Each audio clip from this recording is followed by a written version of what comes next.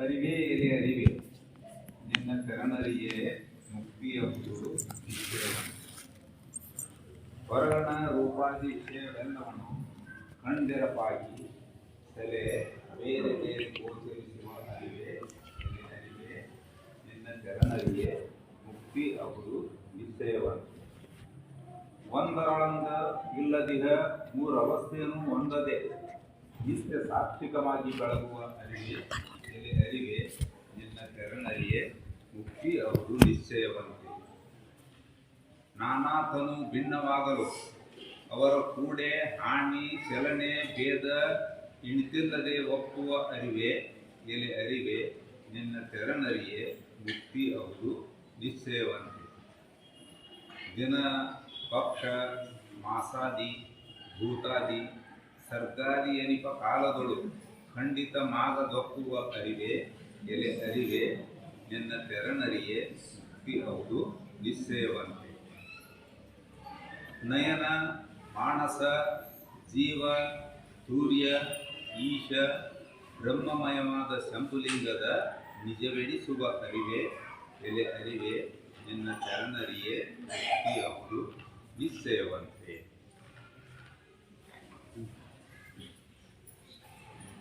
ಜ್ಞಾನ ಮುಖ್ಯ ಐತಿ ಮನುಷ್ಯನಿಗೆ. ಆ ಜ್ಞಾನ ಐತಂತನ ಮನುಷ್ಯ ಜನ್ಮ ಶ್ರೇಷ್ಠ ಅಂತ ಹೇಳಿ. ಯಾವ ಜ್ಞಾನ ಸಾಮಾನ್ಯವಾಗಿ ಎಲ್ಲ ಜೀವಿಗಳಲ್ಲಿ ಐತಿ, ಬರೀ ಹಿತಾಹಿತ ತಿಳುವಳಿಕೆ ಅಷ್ಟೇ ಐತಿ. ಆದ್ರೆ ಮನುಷ್ಯನಲ್ಲಿ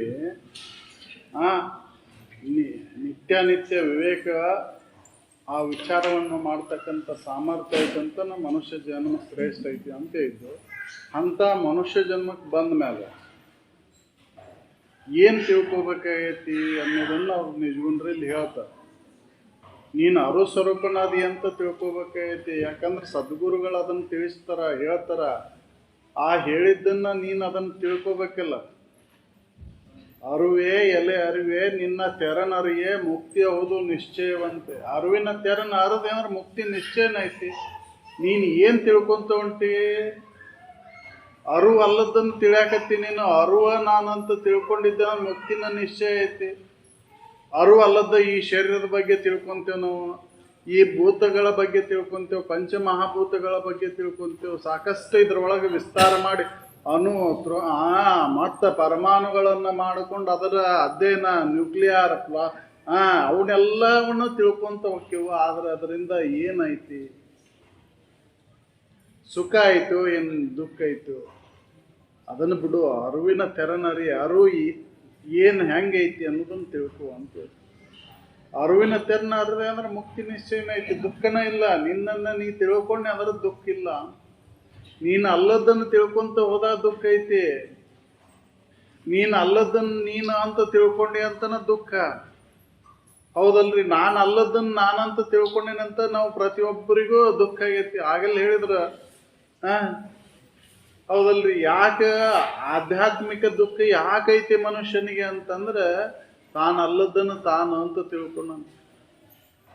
ಇದು ಅಧ್ಯಾಸ ರೂಪದಿಂದ ಬರ್ತಕ್ಕಂಥ ದುಃಖ. ತ್ರಿವಿಧ ತಾಪಗಳನ್ನ ಹೇಳಿದ್ರು. ಆದಿ ದೈವಿಕ ತಾಪ, ಆದಿ ಭೌತಿಕ ತಾಪ, ಆಧ್ಯಾತ್ಮಿಕ ತಾಪ ಅಂತ ತ್ರಿವಿಧ ತಾಪಗಳು. ಇದು ತ್ರಿವಿಧ ತಾಪಗಳಲ್ಲಿ ಆಧ್ಯಾತ್ಮಿಕ ತಾಪ ಅಂತಂದ್ರೆ ಅಧ್ಯಾಸದಿಂದ ಬಂದಂತ ದುಃಖ. ಯಾವ್ದು ಅಧ್ಯಾಸ? ನಾನು ಅಲ್ಲದನ್ನು ನಾನು ಅಂತ ತಿಳ್ಕೊಂಡದ್ದು ಅಧ್ಯಾಸ. ಅದನ್ನ ಅವರು ಇದನ್ನು ನೀನು ಅಲ್ಲದನ್ನು ನೀನಂತ ತಿಳ್ಕೊಂಡಿ ಅಂತನ ಬಂಧನ ಆಗೈತಿಪ್ಪ. ನೀನು ಏನದಿ ಅಂತ ಅದನ್ನು ಅರತ್ತೆ ಅಂದ್ರೆ ನಿನ್ನ ಮುಕ್ತಿ ನಿಶ್ಚಯನ ಐತಿ. ದುಃಖ ಇಲ್ಲ ನಿನ್ನಲ್ಲಿ. ನೀನು ಸುಖ ಸ್ವರೂಪನದಿ. ನೀನು ಅಲ್ಲದನ್ನು ನೀನಂತ ತಿಳ್ಕೊಂಡೆ ಅಂತನ ನಿನ್ನ ದುಃಖ ಆಗೈತಿ. ಆ ಸುಖವನ್ನ ಆ ಆನಂದವನ್ನ ಹೊರಗಿಂದ ಪಡಿಬೇಕಂತ ಹೊಂಟೀನಿ. ಅರಿವಿನ ತೆರನಾರದೆ ಅಂದ್ರೆ ಅರು ಹೆಂಗೈತಿ ಅಂತ ತಿಳ್ಕೊಂಡು ನೋಡಿದೆ ಅಂದ್ರೆ ನೀನ ಅದದಿ. ಅದನ್ನು ಹೊಂದಬೇಕಾಗಿಲ್ಲ. ಮತ್ತೆ ಬೇರೆ ಬೇಕೇ ಒಡಗೆ ಕಾಣೋದಿಲ್ಲದ. ಅದನ್ನ ಹೇಳ್ತಾರ್ರಿ. ಅರಿವೆ ಎಲೆ ಅರಿವೆ ನಿನ್ನ ತೆರನರಿಯೇ ಮುಕ್ತಿ ನಿಶ್ಚಯವಂತೆ. ಯಾಕಂದ್ರೆ ನೀ ಅರು ಸ್ವರೂಪನದಿ. ಮುಕ್ತಿ ನಿಶ್ಚಯನೈತಿ. ಬಂಧನ ಎಲ್ಲಾಗೈತಿ ನಿನಗೆ? ಬಂಧನ ಇಲ್ಲ. ಬಹುಮಾಲೆಗೆ ಒಳಗಾಗೇನೆ ಅನ್ನೋದು ಖುಷಿ ಐತಿ. ನಿನ್ನನ್ನು ವಿವರಿಸಿ ನೋಡಲೇ ಜೀವನೇ ನೀನೇ ಮುಕ್ತ ಅಂತ ಅಲ್ಲಿ ಹೇಳಿದ್ರು ಮತ್ತೊಂದು ಕಡೆ. ಇಲ್ಲಿ ಅರುಣ ನೀನದಿ ಅಂತ ಅದನ್ನ ತೆರನ ಅರ್ಧ ನೋಡಿದೆ ಅಂದ್ರೆ ಮುಕ್ತಿ ನಿಶ್ಚಯನ ಐತಿ. ಮುಕ್ತನ ಆಗ್ಬೇಕಂತ ನೀ ಏನೇನೋ ಮಾಡಾಕತ್ತಿ, ಏನೇನೋ ಕರ್ಮಗಳನ್ನ ಮಾಡಾಕ ಹೊಂಟಿ. ನೀನು ಮುಕ್ತನ ಆಗ್ಬೇಕಂತ ಕರ್ಮ ಮಾಡೋ ಅವಶ್ಯಕತೆನೇ ಇಲ್ಲ. ಯಾವ ಕರ್ಮದ ಅವಶ್ಯಕತೆ ಇಲ್ಲ. ಹೌದಲ್ರಿ? ಮುಕ್ತಿ ಅಂದ್ರೆ ಅದೊಂದು ದೊಡ್ಡ ಪದವಿ, ಅದೊಂದು ಬೇರೆ ಏನೋ ಐತಿ, ಎಲ್ಲೂ ಐತಿ, ಅದನ್ನ ನಾವು ಪಡಿಬೇಕು, ಅದನ್ನು ಹೊಂದಬೇಕು ಅಂತ ನಾವು ಪ್ರಯತ್ನ ಮಾಡಾಕತ್ತೇವೆ. ಹಂಗೆ ಏನೇನೋ ಕರ್ಮಗಳನ್ನು ಮಾಡಿ ಏನು ಮಾಡಬೇಕಾಗಿಲ್ಲ ಅಂತ ಹೇಳಿದ್ರು. ನೀನು ಏನದಿ ಅದನ್ನ ತಿಳ್ಕೊಂಡು ನೋಡಿಬಿಡು ಸಾಕು. ಮುಕ್ತನದಿ ನೀನು ಅಲ್ಲದನ್ನ ನೀನಂತ ತಿಳ್ಕೊಂಡೆ, ಅದಕ್ಕೆ ಮುಕ್ತಿ ಅಪೇಕ್ಷೆಯನ್ನು ಇಟ್ಕೊಂಡು ಬೇರೆ ಬೇರೆ ಕರ್ಮಗಳನ್ನು ಮಾಡಾಕ. ನೀನು ಬಂಧನ ಆಗಿದ್ದರ ಎಲ್ಲಾಗೈತಿ ನಿನಗೆ? ವಿಚಾರ ಮಾಡಿ ನೋಡು. ಅದಕ್ಕೆ ಅವ್ರು ಹೇಳಿದ್ದು, 3 ತನು ಹಿಡಿದು ತೋರುವ 3 ಅವಸ್ಥೆಗಳ ಒಳಗಾಗದ ಜೀವತ್ರಯ ದೂರು ಒಡೆದ ಪ್ರತ್ಯೇಗಾತ್ಮನೇ ತಾನಂದ ಅರದ ಮೇಲೆ ಬಹುಮಾಲೆ ಉಂಟೆ. 3 ಶರೀರ, ಜಾಗರಣ, ಕನಸು, ನಿದ್ರೆ, 3 ಅವಸ್ಥೆಗಳು, 3 ಶರೀರ, 3 ಜೀವರಗಳನ್ನ ಇದನ್ ಮಾಡಿ ನೋಡಿ, ನೀನು ಅದಕ್ಕೆ ಸಾಕ್ಷಿ ಅದೇನೆ, ನಾನು ಪ್ರತ್ಯೇಗಾತ್ಮನದೇನೆ ಅಂತ ತಿಳಿದ ಮೇಲೆ ಬಹುಮಾಲೆಯಲ್ಲಿ ಇವನ್ 3 ತಿಳಿತಿ ಇಲ್ಲೋ ನೀನು ನೋಡ್ಕೋಲ್ಲ. ಎತ್ತರವನ್ನು ತಿಳಿತಿ, ಕನಸನ್ನು ತಿಳಿತಿ, ನಿದ್ರೆಯನ್ನು ತಿಳಿತಿ. 3 ಅವಸ್ಥೆಯನ್ನು ಅರಿತಾ ನೀನು ಬೇರೆ ಸಾಕ್ಷಿನದಿ. ಎಚ್ಚರದೊಳಗೆ ಈ ಜಡ ಶರೀರದ ಮುಖಾಂತರ, ಕನಸಿನೊಳಗೆ ಸೂಕ್ಷ್ಮ ಶರೀರದ ಮುಖಾಂತರ, ನಿದ್ರೆ ಒಳಗೆ ಕಾರಣ ಶರೀರದ ಮುಖಾಂತರ, 3 ಶರೀರದ ಮುಖಾಂತರ 3 ಅವಸ್ಥೆಯನ್ನು ಅರಿತೀನಿ. ಅರಿವಂತವ್ ನೀನು ಬೇರೆನದಿಯಲ್ಲ, ಅರುವ ನೀನದಿ. ಇದನ್ನ ಸದ್ಗುರುಗಳು ಹೇಳಿದ್ದು. ಅರುವು ನೀನೆಂದು ಸದ್ಗುರು ಪೇಳಿ ತಿಳಿಯೋಣೆ ಜಾಣರ ದೇವ. ಸದ್ಗುರುಗಳು, ವಿಹಿತ ಗುರುಗಳು ಏನ್ ಹೇಳ್ತಾರಪ್ಪ ಅಂತಂದ್ರೆ, ಆಗಲೇ ಹೇಳಿದ್ರು, ಭಾವಕರಿಗೆ ಅನುಗುಣವಾಗಿ ಗುರುಕುಲದ ಇರುವನ್ನು ನಾನು ನಿನಗೆ ಹೇಳ್ತೀನಿ ಅಂತ ಹೇಳಿದಾಗ ಕೊನೆಗೆ ಯಾವ ಗುರು? ನಿಷಿದ್ಧ ಗುರುನೂ ಉಪಯೋಗ ಇಲ್ಲ. ಈ ಭವಸಾಗರವನ್ನು ದಾಟಲಿಕ್ಕೆ ಕಾಮ್ಯ ಗುರುನೂ ಅವಶ್ಯಕತೆ ಇಲ್ಲ, ಸೂಚಕ ಗುರುನೂ ಅವಶ್ಯಕತೆ ಇಲ್ಲ, ಕಾರಕ ಗುರುನೂ ಅವಶ್ಯಕತೆ ಇಲ್ಲ. ಯಾರು ಬೇಕಾಗೈತಿ ಅಂತಂದ್ರೆ ವಿಹಿತ ಗುರುಗಳು. ವಿಹಿತ ಗುರು ಏನ್ ಹೇಳ್ತಾನಪ್ಪ ಅಂತಂದ್ರೆ, ಅರುಣೇ ನೀನಿದ್ದಿ, ಅರುಣೇ ನೀನಿದ್ದಿ, ನೀನು ಶರೀರ ಅಲ್ಲ. ಶರೀರ ಇದು ವಿಕಾರಕ್ಕೆ ಒಳಗಾಕೈತಿದು. ಇದು ಜನಿ, ಅಸ್ಥಿ, ವರ್ಧತೆ, ಪರಿಣತೆ, ಕ್ಷಯ, ನಾಶ ಅಂತಕ್ಕಂಥ 6 ನಮೂನಿ ವಿಕಾರಕ್ಕೆ ಒಳಗಾಗುವಂತ ಶರೀರ. ಇದು ನಾನು ನಂದು ಅಂತ ಹೇಳ್ಕೊಂತ ಕುಂತಿ. ಅದಕ್ಕೆ ಇದನ್ನ ಬಿಡು. ಅರಿವಿನ ತೆರನ ಅರಿದೆ ಅಂದ್ರೆ ಮುಕ್ತಿ ನಿಶ್ಚಯ ಅಂತ. ಕರ್ಮಕ್ಕೆ ಅಧೀನ ಆಗೈತಿದ ಶರೀರ, ಹೌದಲ್ರಿ? ಕರ್ಮಕ್ಕೆ ಅಧೀನವಾಗಿ ಬಂದಂತೆ ಯಾರ ಆಧೀನದೊಳಗೆ? ಕಾಲನ ಆಧೀನದೊಳಗೆ ಐತಿದ ಶರೀರ. ಕಾಲ ಇದನ್ನ ಭಕ್ಷಣೆ ಮಾಡ್ತತಿ ಅಂತ ಒಂದ ರೀತಿಯಾಗಿ ಐತೇನು ಇದು? ಯಾವ್ಯಾವ ಕಾಲದಾಗ ಹೆಂಗೆ ಏನೇನು ಆಕೈತಿವಿ ಹೇಳಲಿಕ್ಕೆ ಬರೋದಿಲ್ಲ. ಒಂದೊಂದು ಕಾಲದಾಗ ಒಂದೊಂದು ರೀತಿಯಾಗಿರ್ತೈತಿ. ಹೌದಲ್ಲ? ಹುಟ್ಟಿದ ಆರಬ್ಧೆ ಹೇಗಿತ್ತು ಹಾಗೆ ಕೊನೆವರೆಗೂ ಹಾಗೆ ಇರ್ತೈತೇನು ಇದು? ಇಲ್ಲ. ಅದಕ್ಕೆ ಕಾಲ ಕರ್ಮದ ಅಧೀನನಾದಂಥ ಈ ಶರೀರನ ನಾನು ನಂದು ಅಂತ ನಂಬ್ಕೊಂಡು ಕುಂತೇವಲ್ಲ, ಅದಕ್ಕೆ ಅವ್ರು ಹೇಳ್ತಾರ ಇದು ಅನಿತ್ಯ ಐತಿ, ದುಃಖ ರೂಪ ಐತಿದು. ಇದು ಬಿಡು, ಅರುಣ ನೀನದಿ ಅಂತ ತಿಳ್ಕೋ. ಅರುಣೇ ನೀನದಿ ಅಂತ ತಿಳಿದೆ ಅಂದ್ರೆ, ಆ ಅರಿವಿನ ತೆರನ ಅರ್ದೆ ಅಂದ್ರೆ ಮುಕ್ತಿ ನಿಶ್ಚಯ ಐತಿ ನೋಡು. ಹೌದು. ಹೊರಗಣ ಹೆಂಗ ವಿಷಯವೆಲ್ಲ ಮಾಡು. ಹೇಳಿದ್ರು 3 ಅವಸ್ಥೆಗಳನ್ನ ಹೆಂಗ ರೀತಿ ಹೊರಗಿನ ರೂಪಾದಿಗಳನ್ನ ಶಬ್ದ ರೂಪ ರಸ ಗಂಧ ಸ್ಪರ್ಶ ಇವನ್ ಹೆಂಗ ರೀತಿ ಕಣದರ್ಪ ಆಗಿ ಬಿಡದೆ ಎಲ್ಲವನ್ನು ಅರಿತಿ ನೀನು ಎಲ್ಲಾನು ಅರಿತಿ ನೀನು ಏನು ಗೋಚರ ಆಗ್ತಾವೋ ಈ ವಿಶ್ವ ಪ್ರಪಂಚ ಏನು ಜಾಗರಣದ ಈ ಅವಸ್ಥೆ ಒಳಗೆ ಏನು ಗೋಚರ ಆಗ್ತಾವ ಎಲ್ಲವನ್ನು ಅರಿತಿ ನೀನು. ಹೌದು, ಇದು ಹೆಂಗೈತಿಪ್ಪ ಅಂತಂದ್ರೆ ಇದು ಸತ್ಯ ಅಂತ ಯಾಕೆ ಅನ್ನಕತ್ತಿ ಅಂದ್ರೆ ಇಂದ್ರಿಯಗಳಿಗೆ ಗೋಚರ ಆಗೈತಿ ಅಂತ ನೀ ಸತ್ಯ ಅನ್ನಕತ್ತಿ ನೀನು. ಇದು ಇಂದ್ರಿಯಗಳಿಗೆ ಗೋಚರ ಆಗಿದ್ದೆಲ್ಲವೂ ಅನಿತೈತಿ, ಸತ್ಯ ಅಲ್ಲಿದು ಅಂತ ಮಹಾತ್ಮರು ಅನುಭವಗಳು ಹೇಳ್ತಾರೆ. ಯಾವುದು ಇಂದ್ರಿಯಗಳಿಗೆ ಗೋಚರ ಆಗತ್ತೆ ಅದು ವಿಕಾರಕ್ಕೆ ಒಳಗಾಗುವುದ, ಅದು ಶಾಶ್ವತವಾಗಿಲ್ಲ. ಕಣ್ಣಿನಿಂದ ನೋಡ್ತೇನೆ ಅಂದ್ರೆ ಅಷ್ಟ ಇದನ್ನ ನೋಡ್ತೀನಿ ಅಂದ್ರೆ ಇದು ಸತ್ಯ ಅಲ್ಲ. ಕಿವಿಲಿದ್ದ ಕೇಳ್ತೈತಿ ಅಂದ್ರೆ ಅದು ಸತ್ಯ ಅಲ್ಲ. ಚರ್ಮದ ಮುಖಾಂತರ ಮೃದು ಕಠಿಣತ್ವವನ್ನು ಅರಿತೀನಿ ಅಂದ್ರೆ ಅದು ಸತ್ಯ ಅಲ್ಲ. ನಾಲಿಗೆ ಮುಖಾಂತರ ಅದರ ಸ್ವಾದವನ್ನ ಅರಿತೀನಿ ಅಂದ್ರೆ ಅದು ಸತ್ಯ ಅಲ್ಲ. ಮೂಗಿನ ವಾಸನೆ ಮುಖಾಂತರ ಅರಿತೀನಿ ಅಂದ್ರೆ ಅದು ಸತ್ಯ ಅಲ್ಲ. ಈ ಪಂಚ ಜ್ಞಾನೇಂದ್ರಿಯಗಳಿಗೆ ಗೋಚರ ಆಗ್ತಕ್ಕಂಥ ಈ ಎಚ್ಚರಿಕೆ ಅವಸ್ಥೆಯನ್ನ ಬಿಟ್ಟು ಬಿಡದ ನೀ ಅರಿತಿಯಲ್ಲ. ಈ ಎಲ್ಲ ರೂಪಾದಿ ಹೊರಗನ ರೂಪಾದಿ ವಿಷಯ ವಸ್ತುಗಳನ್ನೆಲ್ಲ ಕಣ್ದರ್ಪವಾಗಿ ಬಿಟ್ಟು ಬಿಡದ ರೀತಿ ನೀನು ಎಲ್ಲೇ ನೀನು ನೋಡ್ಕೋ, ವಿಚಾರ ಮಾಡಿ ನೋಡು. ಎಲ್ಲವನ್ನೂ ಅರಿತಾನೆ ಬೇರೆ ಸಾಕ್ಷಿನದೇ. ಯಾವುದ್ರೊಳಗೂ ಒಳಗಾಗಿಲ್ಲ, ಯಾವುದ್ರೊಳಗೂ ಬೆರಿಕೆ ಆಗಿಲ್ಲ. ನೀನು ಬೆರಿಕೆ ಯಾವುದ್ರೊಳಗೂ ಆಗಿಲ್ಲ. ನೀನು ಬೆರಿಕೆ ಆಗಿದ್ರೆ ಮತ್ತೆ ನೀನು ಸಂಸ್ಕಾರವನ್ನು ಕೊಟ್ಟು ಬೇರ್ಪಡಿಸ್ಬೇಕಾಗಿತ್ರಿ. ಹಾಗೆ ಹಾಲಿನೊಳಗೆ ತುಪ್ಪ ಐತಿ, ಆ ತುಪ್ಪ ಬರ್ಬೇಕಂದ್ರೆ ಹಂಗ ಬರ್ತೈತಿ ಅನ್ನೋದು. ಹಾಲಿನೊಳಗೆ ತುಪ್ಪ ಐತಿ ಕರೆ ಆದ್ರೆ ಹಂಗ ಬರ್ತೈತಿ ಅನ್ನೋದು. ಸಂಸ್ಕಾರವನ್ನು ಕೊಡ್ಬೇಕಾಕೈತಿ, ಬೆರಿಕೆ ಆಗೈತಿ ಅದು.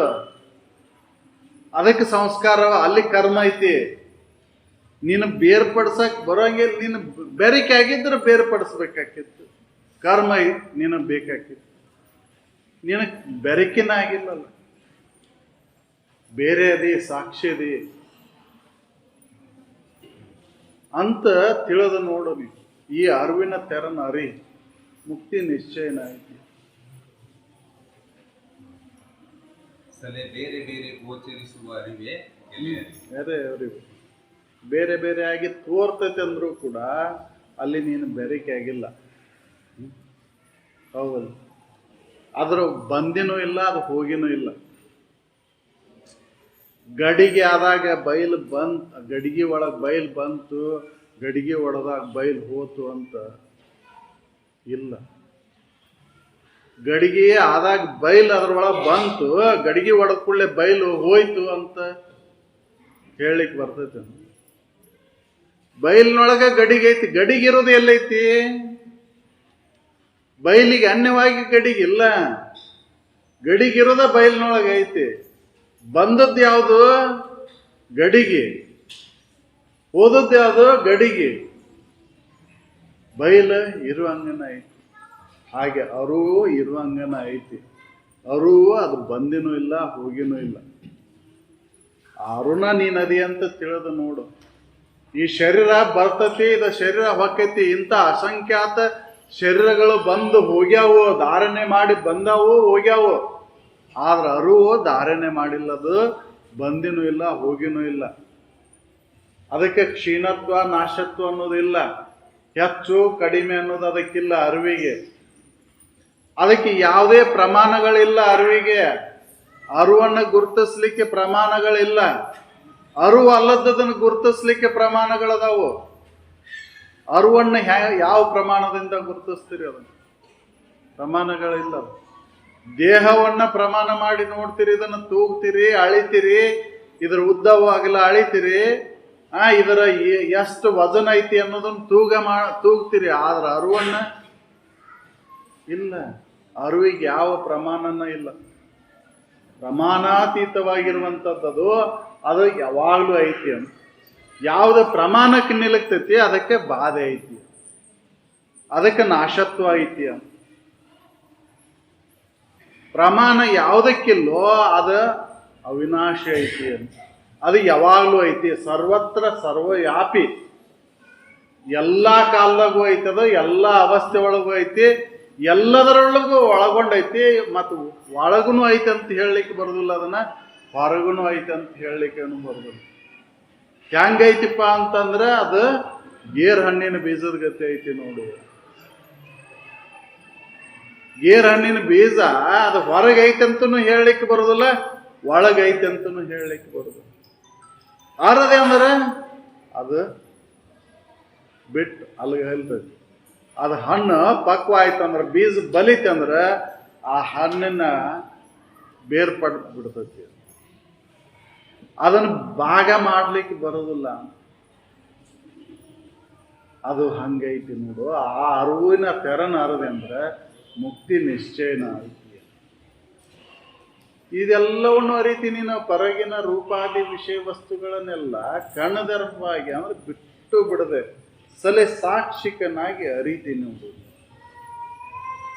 ಅಂತ ಅರಿವು ನೀನು ಅದಿ ಅಂತ ತಿಳ್ಕೊ. ಅದಕ್ಕೆ ಮತ್ತೊಂದು ಕಡೆ ಹೇಳ್ತಾರ, ಅರಿವು ತಾನೆಂದು ನಂಬಿ ನಿಂದೊಡೆ ಮುಕ್ತಿ, ಪರತಿಲ್ಲ ಎಂಬುದೇ ನಿಗಮಗಳ ಉಕ್ತಿ ಐತಿದು. ನಿಗಮಗಳು ಏನ್ ಹೇಳ್ತಾವು? ಅಹಂ ಬ್ರಹ್ಮಾಸ್ಮಿ, ತತ್ವಮಸಿ, ಅಯಮಾತ್ಮ ಬ್ರಹ್ಮ, ಪ್ರಜ್ಞಾನಂ ಆನಂದಂ ಬ್ರಹ್ಮ ಅನ್ನುವಂಥ ವ್ಯಕ್ತಿಗಳು ಹೇಳ್ತಾವು ಅರುವ ನೀನದಿ ಅಂತ ಹೇಳ್ತಾವು. ನಾವು ಅರು ಅಲ್ಲದನ್ನ ನಾನಂತ ನಂಬ್ಕೊಂಡು ಕುಂತೀನಿ ಅಂತ ನಾ ಇದಕ್ಕೆ ಬಂದಂತ ತ್ರಾಸು ದುಃಖ ನನಗ ಬಂದವ್ರಿ, ನನಗ ಆಗೈತಿ ಅಂತ ಹಿಡ್ಕೊಂಡು ಕುಂತೀವಿ. ಲೇ ಕಾಲು ನೋವಾಗೈತಿ ಅಂತ ಹೇಳೋ ನೀನ್ ಯಾರು? ಕಾಲಿಗೆ ನೋವಾಗೈತಿ, ನಿನಗೇನು ನೋವಾಗೈತಿ? ಕಾಲಿಗೆ ಬೇರೆ ಆಗಿದ್ದಾಗ ಕಾಲು ನೋವಾಗೈತಿ ಅಂತ ಹೇಳಲಿಕ್ಕೆ ಬರ್ತೈತಿ. ಇದು ಮೈಕ್ ಶುದ್ಧ ಐತಿ, ಇದು ಧ್ವನಿ ಬರಾಕತ್ತೈತಿ, ಧ್ವನಿ ಬರೋದಿಲ್ಲ ಅಂತ ಹೇಳ್ಬೇಕಂದ್ರೆ ನೀನು ಬೇರೆ ಆಗಿದ್ದಾಗ ಹೇಳಲಿಕ್ಕೆ ಬರ್ತೈತಿ. ಇದ್ರೊಳಗೆ ಬೇರೆ ಆಗ್ಯದಾಗ ಹೇಳಕ್ ಬರೋದಿಲ್ಲ. ಹಾಗೆ ಈ ಶರೀರಕ್ಕೆ ನೀನು ಅನ್ಯವಾದಿ ಅಂತನ ಇದರ ಆಗು ಹೋಗುಗಳನ್ನ, ಇದಕ್ಕಾದಂಥ ಹಸಿವೆ ತೃಷೆ, ಇದಕ್ಕಾದಂಥ ನೋವು ನಲಿವು ಎಲ್ಲವನ್ನೂ ನೀನು ಬೇರೆ ಆಗಿದ್ದುಕೊಂಡ ನೀನು ನೋಡ್ತೀಯ, ಅವನ್ನ ಅನುಭವಿಸ್ತೀಯ ಅಂತ ಹೇಳ್ತೀಯ. ಅದನ್ನ ಇದ್ರಾಗ ನೀನು ಬೇರೆ ನೀನಾಗಿದ್ರೆ ಹೇಳಲಿಕ್ಕೆನ ಬರ್ತಿದ್ದಿಲ್ಲ. ಅದನ್ನ ಹೇಳ್ತಾರ ಅರು ನೀನಂತ ತಿಳ್ಕೊಪ್ಪ. ಯಾಕೆ ಶರೀರ ನಾನು ನಂದು ಅಂತ ಹಿಡ್ಕೊಂಡು ನೀನು ಬಳ್ಳಾಕತ್ತಿ? ಬಿಡು ಅದನ್ನ.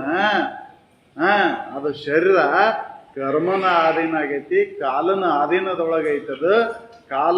ಕಾಲಕ್ಕನುಸಾರವಾಗಿ ಅದು ಬದಲಾವಣೆ ಆಗಿ ಅದು ಕರ್ಮಕ್ಕನುಸಾರವಾಗಿ ಆ ಭೋಗಗಳನ್ನು ಅದು ಉಣ್ತೈತಿ. ಅದು ಉಂಡ ನಾಶಕತಿ. ಹೌದಲ್ರಿ? ಯಾವ್ಯಾವ ಕರ್ಮ ಹಿಂದೆ ಮಾಡಿತ್ತದನ್ನು ಉಣ್ಣಬೇಕದ, ಬಿಡುದಿಲ್ಲದು. ಆದ್ರೆ ನೀನು ಏನು ಮಾಡು, ಅದು ಉಣ್ಣೋದಕ್ಕೆ ನೀನು ಸಾಕ್ಷಿಯಾಗಿರು, ನೋಡದು. ಈ ದೇಹವೊಂದು ನಿನ್ನ ಅದಕ್ಕಾಗಿ ಮೀಸಲಿಡಬೇಕಲ್ಲ. ಎದಕ್ಕೆ? ನನ್ನನ್ನ ನಾ ತಿಳಿಲಿಕ್ಕೆ. ಇದ ಜನ್ಮನ ಬೇಕೆ, ಮನುಷ್ಯ ಜನ್ಮನ. ಇತರ ಪಶು ಪಕ್ಷಾದಿಗಳ ಜನ್ಮವನ್ನು ಪಡೆದು ಇದನ್ನ ತಿಳ್ಕೊಂತೀನಿ, ಅರುವ ನಾನದಿನ ಅಂತ ತಿಳ್ಕೊಂತೀನಿ ಅಂದ್ರೆ ಸಾಧ್ಯ ಇಲ್ಲ. ಅದಕ್ಕೆ ನಿನಗೊಂದು ದೇಹ ಇದನ್ನು ಕೊಟ್ಟು ತಪವಾಂತ ಗುರು ಶಂಭುಲಿಂಗವಾಗಿರಲಲ್ಲೇ ಮನುಜ ಪಡೆವೆ ನೀನೆಂದಿಗೆ ಪರಮುಕ್ತಿ ಸುಖವನು ಅಂತ. ಈ ದೇಹವನ್ನ ಅದಕ್ಕಾಗಿ ಮೀಸಲಿಡಬೇಕಲ್ಲ. ಯಾವುದಕ್ಕೆ? ಅರುಣ ನಾನದೇನೆ ಅಂತ ತಿಳ್ಕೊಳ್ಳಿಕ್ಕೆ ಮೀಸಲಿಡಬೇಕಲ್ಲ. ನಾವು ಇದನ್ನು ಎದಕ್ಕೆ ಮೀಸಲಿಟ್ಟೆವು ಅಂತಂದ್ರೆ ವಿಷಾದಿ ವಸ್ತುಗಳ ಸುಖಭೋಗವನ್ನ ಅಪೇಕ್ಷೆ ಮಾಡಿ ಅದರೊಳಗೆ ಸುಖ ಕಾಣ್ಬೇಕಂತ ಅದಕ್ಕೆ ಮೀಸಲಿಟ್ಟೇವೆ. ಇದನ್ನು ಅದಕ್ಕಾಗಿ ಮೀಸಲಿಡುವ ಅವಶ್ಯಕತೆ ಇಲ್ಲ ಅಂತ ಹೇಳ್ತಾರ ಅವರು.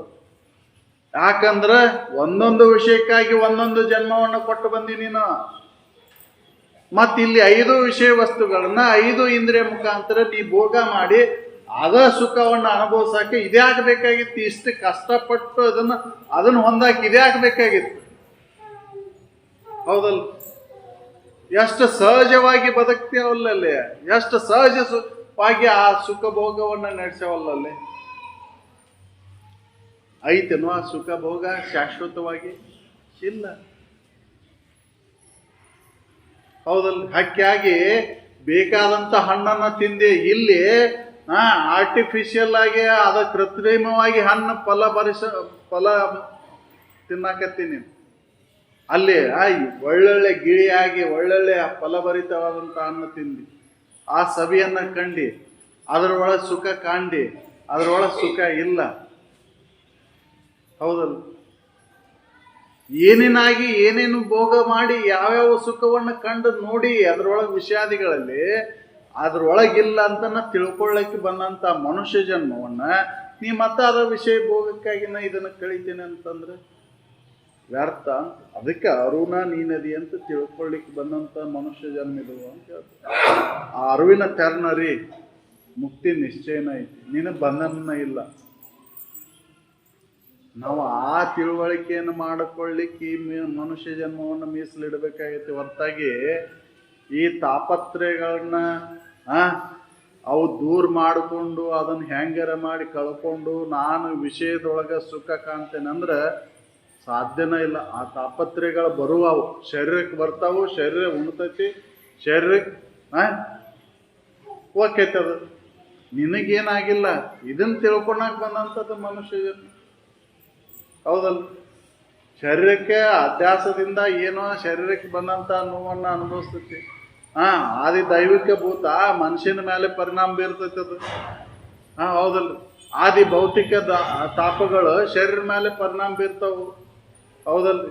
ಹಾಗೆಲ್ಲ ಹೇಳಿದ್ರಲ್ಲ, ಬ್ಯಾಸಿಗೆ ಬಂದರೂ ನಮ್ಮ ಸಮಾಧಾನ ಇಲ್ಲ, ಮಳೆಗಾಲ ಬಂದರೂ ಸಮಾಧಾನ ಇಲ್ಲ, ಚಳಿಗಾಲ ಬಂದರೂ ಸಮಾಧಾನ ಇಲ್ಲ. ಈ ಮೂರು ಭೂತಗಳು ಬಹಳ ಪರಿಣಾಮ ಬೀರ್ತಾವೆ ಶರೀರದ ಮೇಲೆ. ಹೌದಲ್ಲ? ವಾತ ಪಿತ್ತ ಕಫವನ್ನು ಉಂಟು ಮಾಡ್ತಾವೆ. ಬೆಂಕಿ, ನೀರು, ಗಾಳಿ. ಭೂಮಿ ಅಷ್ಟು ಪರಿಣಾಮ ಬೀರೋದಿಲ್ಲ, ಆಕಾಶ ಅಷ್ಟು ಪರಿಣಾಮ ಬೀರೋದಿಲ್ಲ. ಮೂರು ಭೂತಗಳು ಭಾಳ ಪರಿಣಾಮ ಬೀರ್ತಾವೆ ಶರೀರದ ಮೇಲೆ. ಹೌದಲ್ಲ? ಈ ಶರೀರ ಮೇಲೆ ಈ ಮೂರು ಭೂತಗಳ ಪರಿಣಾಮ ಅದು ಮನುಷ್ಯನ ಮೇಲೆ ಆಕೈತಿ. ಆದಿ ದೈವಿಕ ತಾಪ ಉಂಟು ಮಾಡ್ತೈತದು, ಹೆದರಿಕೆ ಉಂಟು ಮಾಡ್ತೈತದು. ಹೌದಲ್ರಿ? ಸೂಕ್ಷ್ಮ ತನುಗಳ ಕಾಟ, ದೇವಾನುದೇವತೆಗಳು, ಪಿಸಾಸಿ, ಅವೆಲ್ಲ ಹೌದಲ್ರಿ? ಅವೆಲ್ಲ ತಾಪಗಳು ಬರ್ತಾವು. ಈ ತಾಪತ್ರಯಗಳು ನನಗೆ ಸಂಬಂಧ ಇಲ್ಲ ಅಂತ ತಿಳ್ಕೊಂಡು ನಾ ಅರುಣೇ ಅದೇನೆ ಅಂತ ತಿಳ್ಕೊಳ್ಳಿಕ್ಕೆ ಬಂದಂಥ ಜನ್ಮವನ್ನು ನಾ ಅರಿವಿನ ತೆರನ ಅರಿಯದೆ ಹಾಗೇ ಸುಮ್ಮನೆ ಕಳೆದು ಹೋದ್ರೆ ಮತ್ತೇನು ಬರ್ತೈತೇನೋ ಇದು? ಇಲ್ಲ. ಇಲ್ಲಿ ಮಾಡಿದಂಥ ಕರ್ಮಕ್ಕನುಸಾರವಾಗಿ ಮುಂದೆ ಅಂತ ಜನ್ಮ ಬರ್ತೈತಿ.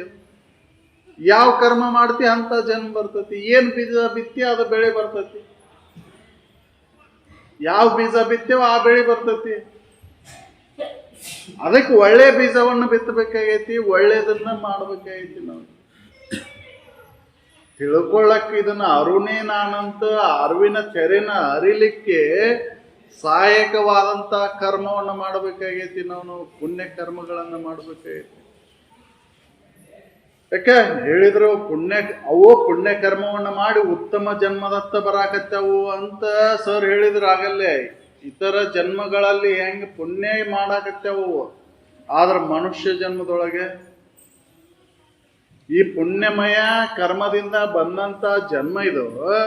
ಇಲ್ಲಿ ನಾವು ಏನ್ ಮಾಡಾಕತ್ತೇವು ಅಂತಂದ್ರೆ ಪಾಪ ಕರ್ಮಗಳನ್ನ ಮಾಡಾಕತ್ತೇವು. ಮತ್ತೆ ಹೀನ ಜನ್ಮವನ್ನ ಪಡೀಲಿಕ್ಕೆ ಕಾರಣೀಭೂತವಾಗದಂತ ಕರ್ಮಗಳನ್ನು ಮಾಡಾಕತ್ತೇವು. ಅದಕ್ಕೆ ಅವನು ಮಾಡಬೇಡ, ನೀನು ಒಳ್ಳೆ ಕರ್ಮಗಳನ್ನು ಮಾಡು. ಒಳ್ಳೆ ಕರ್ಮದಿಂದ ಅಂತಃಕರಣ ಶುದ್ಧಿಯನ್ನು ಮಾಡಿಕೊಂಡಾಗ ಆ ಅಂತಃಕರಣ ಶುದ್ಧಿ ಒಳಗೆ ಅರಿವಿನ ತೆರನ ಅರಿಯಲಿಕ್ಕೆ ಬರ್ತೈತಿ ಅಂತ. ಅರಿವಿನ ತೆರನ ಅರಿಬೇಕಂದ್ರೆ ಅಂತಃಕರಣ ಶುದ್ಧಿ ಬೇಕಲ್ರಿ. ಅಂತಃಕರಣ ಶುದ್ಧಿ ಇಲ್ಲದೆ ಇದನ್ನ ಹೊಂದಲಿಕ್ಕೆ ಆಗುವುದೇ ಇಲ್ಲ. ಅದಕ್ಕೆ ಸಾಧನಾ ಪಥ ಹಿಡಿಬೇಕಾಗೈತಿ. ನಾವು ಸಾಧನಾ ಪಥ ಹಿಡಿಬೇಕಂದ್ರೆ ಅಂತಃಕರಣ ಶುದ್ಧಿ ಬೇಕಲ್ಲ.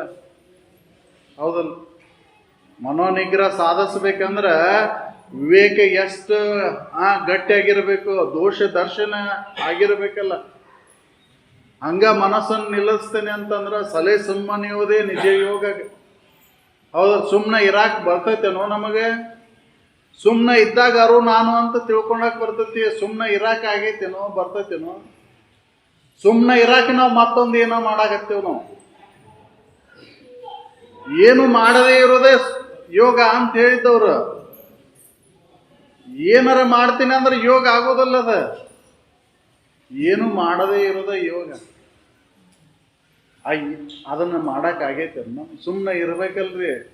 ಶರೀರ ಭಾಳ ಸುಮ್ಮನೆ ಕುಂದರ್ಸ್ಬೋದು, ಮನಸ್ಸು ಸುಮ್ಮನೆ ಮೌನ ಬಾಯಿ ಪಟ್ಟಿ ಹಚ್ಕೊಂಡು ಸುಮ್ಮನೆ ಇರ್ಬೋದು, ಮಾತಾಡದ ಸುಮ್ಮನೆ ಕುಂದರ್ಬೋದು. ಆದ್ರೆ ಒಳಗೆ ಮನಸ್ಸು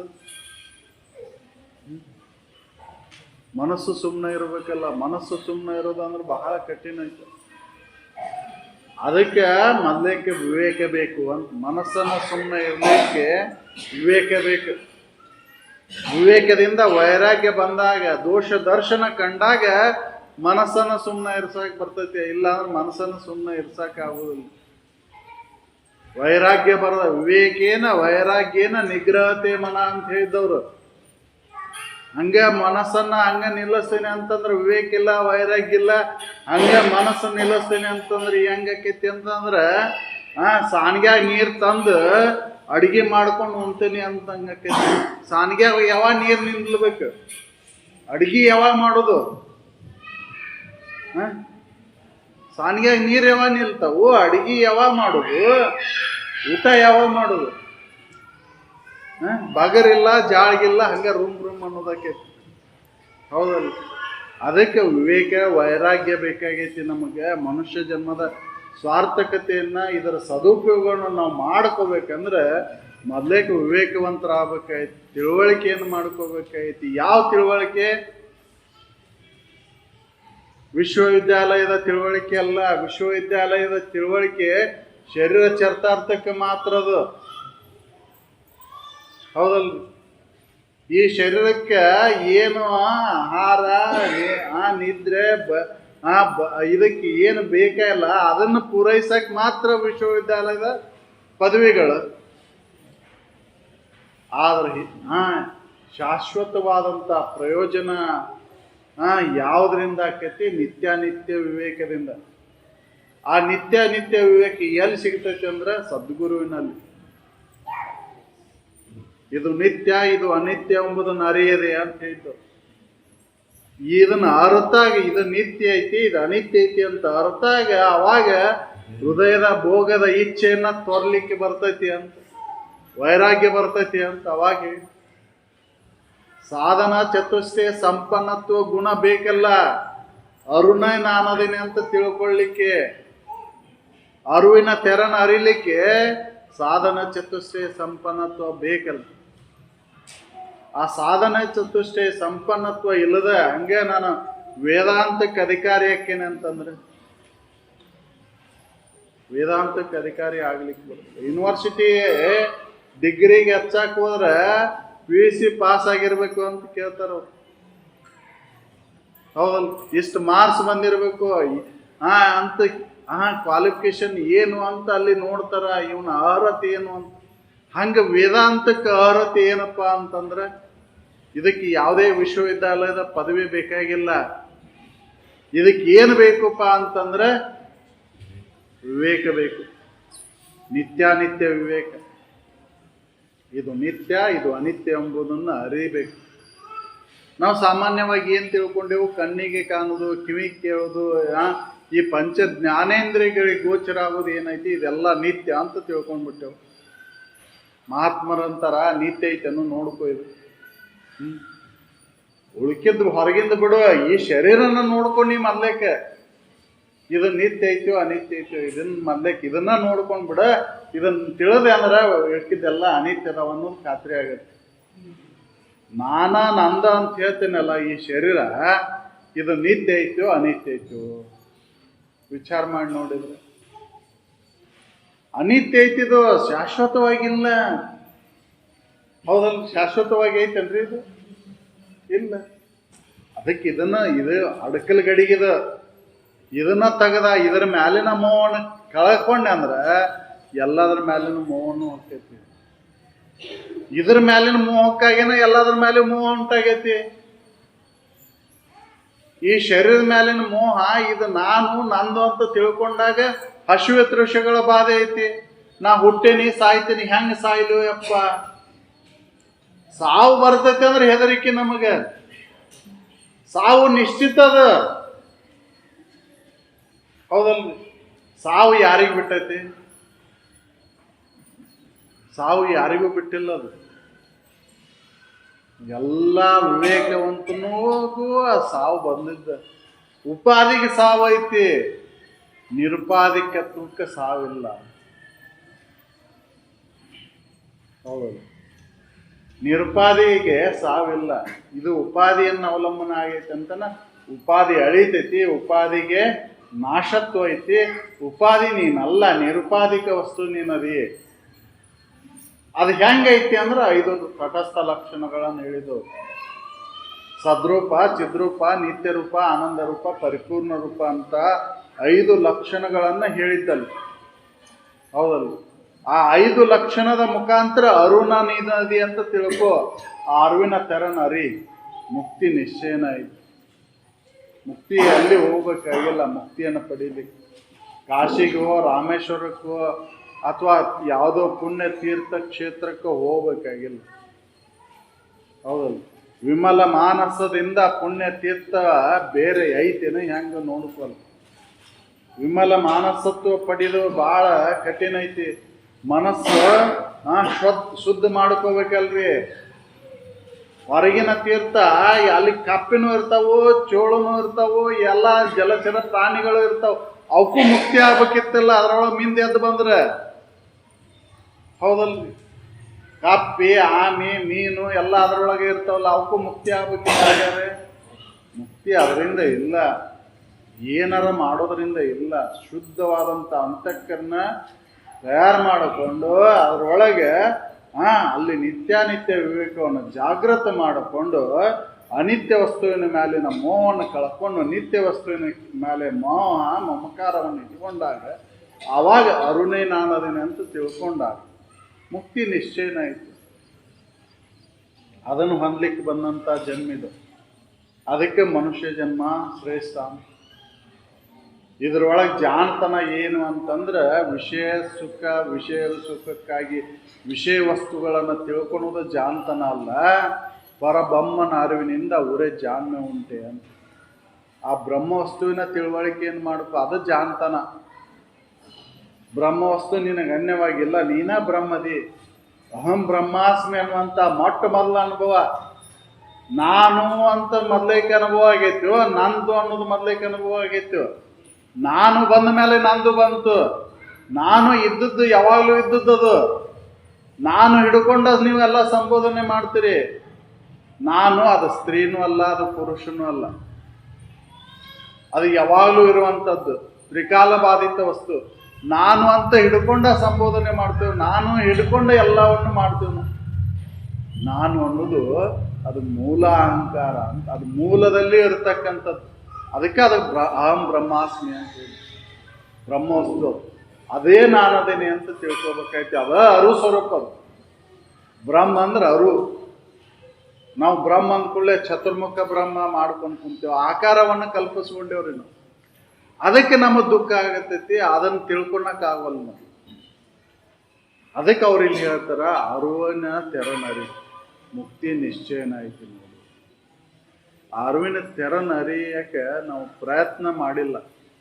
ಹೌದಲ್ಲ? ನಮ್ಮ ಪ್ರಯತ್ನವನ್ನು ಅವಲಂಬಿಸ್ಕೊಂಡು ಐತಿ. ಇದು ಪುರುಷಾರ್ಥ ಸಾಧನ ಅದು. ಹೌದಲ್ರಿ? ಯಾರಾದರೂ ತಂದು ಕೊಡೋದಲ್ಲದು. ಗುರು ಮಾರ್ಗವನ್ನು ತೋರಿಸ್ತಾನ ಅಷ್ಟೇ. ಆದ್ರೆ ನಡೆಯತಕ್ಕಂಥ ದಾರಿಯನ್ನು ನಾವ ನಡಿಬೇಕಾಗಿ ಮಾರ್ಗವನ್ನು ತೋರಿಸ್ತಾನ, ಆ ದಾರಿಯನ್ನು ತೋರಿಸ್ತಾನ. ಆ ದಾರಿ ಒಳಗೆ ನಾವು ನಡೆದಾಗ ಅದನ್ನು ಮುಟ್ಟಕ್ಕೆ ಬರ್ತೈತಿ. ಗುರುನ ಮುಟ್ಟಿಸ್ಲಿ ಅಂತಂದ್ರೆ ಮುಟ್ಸು. ತಾಯಿ ತುತ್ತು ಉಣಿಸ್ತಾಳ, ಆದ್ರೆ ಅಗದ ನುಂಗೋರು ಯಾರು? ಭಾಳ ಅಂದ್ರೆ ತಾಯಿ ಬಾಯಾಗ ತುತ್ತು ಇಡ್ತಾಳ, ಅಗದ ನುಂಗೋರು ಯಾರು? ನಾವನ್ನು ಅಗಿಬೇಕು, ನಾವ ಅದನ್ನು ನುಂಗ್ಬೇಕು, ನಾವ ಅದನ್ನು ಪಚನ ಮಾಡ್ಕೋಬೇಕು. ನಾವ ಪ್ರಯತ್ನ ಮಾಡಲಿಲ್ಲ ಅಂತಂದ್ರೆ, ನಾವ ಪ್ರಯತ್ನ ಮಾಡಲಿಲ್ಲ ಅಂದ್ರೆ ಹೆಂಗಾಗುತ್ತೆ? ಪ್ರಯತ್ನ ನಮ್ಮದು ಇಲ್ಲದ ಹಂಗೆ ತಾನಾಗ್ಲಿ ಬರಲಿ ಅಂತಂದ್ರೆ ಎಂದು ಸಾಧ್ಯ? ಒಂದು ಮಾವಿನಕಾಯಿ ಉದುರೋದಿಲ್ಲ ಹಂಗೆ ತಾನಾಗ್ಲಿ. ಗಿಡದ ಬುಡಕ್ಕೆ ಕುಂತ ಮಾವಿನಕಾಯಿ ನಾನು ಉಡ್ಯದಾಗ ತಾನಾಗ್ಲಿ ಬಂದು ಬೀಳಿ ಅಂತಂದ್ರೆ ಬೀಳೋದಿಲ್ಲ ಅದು. ಪ್ರಾರಬ್ಧ ಇದ್ರೆ ಬಂದು ಬೀಳ್ತೈತಿ, ಪ್ರಾರಬ್ಧ ಇಲ್ಲ ಅಂದ್ರೆ ಬೀಳುದಿಲ್ಲ. ಇದು ಪ್ರಯತ್ನವನ್ನು ಅವಲಂಬಿಸ್ಕೊಂಡೈತಿ ಅಂತ ಹೇಳಿ ಅರುಣೇ ನಾನದಿನ ಅಂತ ತಿಳ್ಕೊಳ್ಳಾಕ ಪ್ರಯತ್ನ ಮಾಡ್ಬೇಕಾಗೈತಿ. ವಿಷಯಾದಿಗಳ ಪಡೆಯಕ್ಕೆ ಎಷ್ಟು ಪ್ರಯತ್ನ ಮಾಡಾಕತ್ತೀವಿ ಇವತ್ತ? ಅದರ ಅರ್ಧ ವೇಳೆ, ಅದರ ಒಂದು 4 ಭಾಗರ ಇದಕ್ಕೆ ವೇಳೆಯನ್ನಾರ ಇದಕ್ಕಾಗಿ ಮೀಸಲಿಟ್ಟೇವ. ಅದಕ್ಕೆ ಅವ್ರು ಹೇಳಿದ್ದು ಈ ದೇಹವನ್ನ ಅದಕ್ಕಾಗಿ ಮೀಸಲಿಡು. ಈ ತನುವನ್ನ ನೀನು ಆ ಶಂಭುಲಿಂಗನನ್ನ ಅಂದ್ರೆ ಅರುವನ್ನ ನಾನು ಅಂತ ತಿಳ್ಕೊಳ್ಳಿಕ್ಕೆ ಮೀಸಲಿಟ್ಟಾಗ ನೀನು ಮುಕ್ತನಾಗ್ಲಿಕ್ಕೆ ಬರ್ತೈತಿ. ಶುದ್ಧ ಬುದ್ಧಿಯಿಂದ ಶುದ್ಧ ಅಂತಃಕರಣದೊಳಗೆ ಅದು ಅಲ್ಲಿ ಕಾಣ್ಲಿಕ್ಕೆ ಬರ್ತೈತಿ.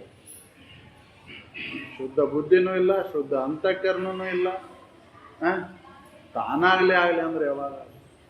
ಅದಕ್ಕೆ ಅದು ಕಾಮನ್ ಅನ್ಬೋದು ಅಲ್ಲದು, ಎಲ್ಲರಿಗೂ ಸಿಗಾಕ ಅದು ಪ್ರಯತ್ನ ಮಾಡಿದವ್ರಿಗೆ ಮಾತ್ರ ಸಿಗ್ತೈತಿ ಅಂತ, ಸಾಧಕರಿಗೆ ಮಾತ್ರ ಸಿಗ್ತೈತಿ ಅಂತ.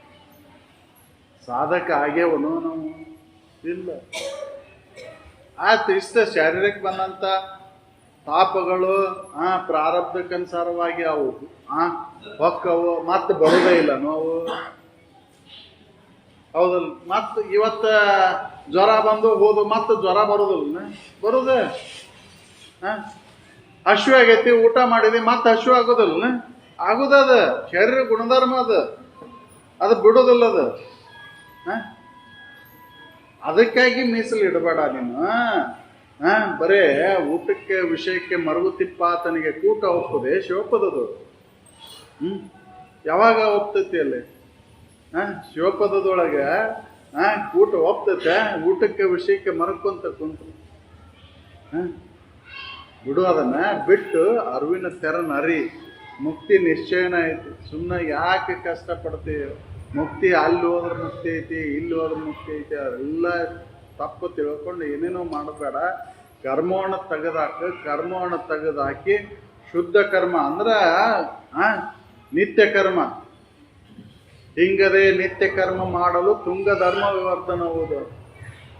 ಮುಕ್ತಿ ಯಾವುದರಿಂದ ಆಕೈತಿ ಅಂತ ಕೇಳಿದ್ದಕ್ಕೆ ಅವ್ರು ಹೇಳಿದ್ರಲ್ಲಿ ಹೌದಲ್ಲ? ಜ್ಞಾನವೇನೋ ಮುಕ್ತಿಗೆ ಸಾಧನ ಅಂತ ಕೇಳ ನ ಅನ್ಯ ಪಂಥವೆನ್ನಲು ಶ್ರುತಿ ನಿಖರವಲ್ಲ. ಕೈವಲ್ಯವು ಅರಿವಿನಿಂದ ಹೌದೊಂದೆಡೆ ಆತ್ಮ ಕೋವಿದರು ಇಂತು ನೋಡ್ಬೋದು ಅಂತ ಹೇಳಿದ್ದವರು. ಕೈವಲ್ಯ ಅಂದ್ರೆ ಮುಕ್ತಿ ಯಾವುದರಿಂದ ಆಕೈತಿ ಅಂತಂದ್ರೆ ನಿತ್ಯ ಕರ್ಮ ಮಾಡೋದ್ರಿಂದ ಆಗತ್ತೆ ಹೊರತಾಗಿ ನೈಮಿತ್ತಿಕ ಕರ್ಮಗಳನ್ನು ಮಾಡೋದ್ರಿಂದ ಆಗೋದಿಲ್ಲ. ನೈಮಿತ್ತಿಕ ಕರ್ಮಗಳು ಬೇರೆ ಬೇರೆ ವರ್ಗಗಳಿಗೆ ಬೇರೆ ಬೇರೆ ಅದಾವು, ಹೌದಲ್ರಿ? ಒಬ್ಬರು ಒಂಥರ ಪೂರ್ವ ಭಾಗದವ್ರು ಒಂಥರ ಮಾಡಿದ್ರೆ ಪಶ್ಚಿಮಾತ್ಯರು ಒಂಥರ ಮಾಡ್ತಾರ, ಹೌದಲ್? ಇಲ್ಲಿ ನಮ್ಮ ಮನೆ ಬಾಜು ಇದ್ದಾವ, ನಾವು ಮಾಡಿದಂಥ ಕರ್ಮ ಅವಾಗಿಲ್ಲ. ನಾವು ನಂಬ್ಕೊಂಡಂತ ದೇವ್ರು, ನಾವು ದೇವ್ರು ಅಂತ ಇಟ್ಕೊಂಡಂಥವು ಅವಾಗಿಲ್ಲ.